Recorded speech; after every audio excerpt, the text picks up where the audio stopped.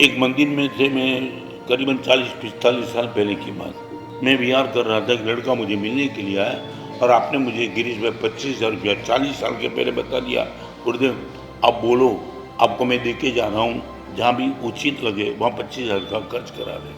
मैंने 2 मिनट खड़ा रहा, गुरुदेव देना ही है, 2 ही मिनट। परमात्मा के पुजारी को बुलाया, मंदिर में काम करने वाला पुजारी को। 24 घंटे प्रभु के नजदीक रहने वाला पुजारी प्याज आलू खाता है।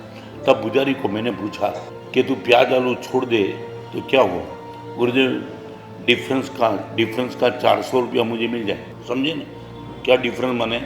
जो सैलरी है उसमें से 400 रुपया डिफरेंस का मिले। मैं और मेरा पूरा परिवार आकर के आपके सामने नियम लेना चाहते, आजीवन जब तक ये पैसा मिलते रहेगा प्याज आलू बंद। उनको मैंने बोला तू मुझे 25,000 दे रहा है ना, आज पुजारी के सामने कमिटमेंट कर दे दोस्त, जब तक मैं हूँ और तू हूँ तब तक 400 रुपया मेरी ओर से मिलना। 5 मिनट में पुजारी अपने परिवार को लेके आया, आजीवन हमारा से नियम दे दो, प्याज आलू बंद, और ये कमिटमेंट हुआ। ये प्रभु की आज्ञा थी। अब वो प्रयोग तुम्हें करो क्या रे?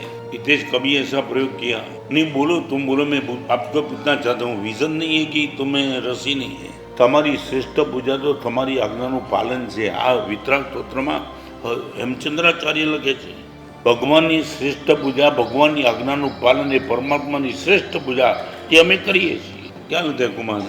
નહીં જાણવું એ તમે બોલો તો મને ખબર પડે કે તમે આમાં ગૂંચવાવ છો ક્યાં। યાદ નથી, કરવું નથી કે ખબર જ નથી।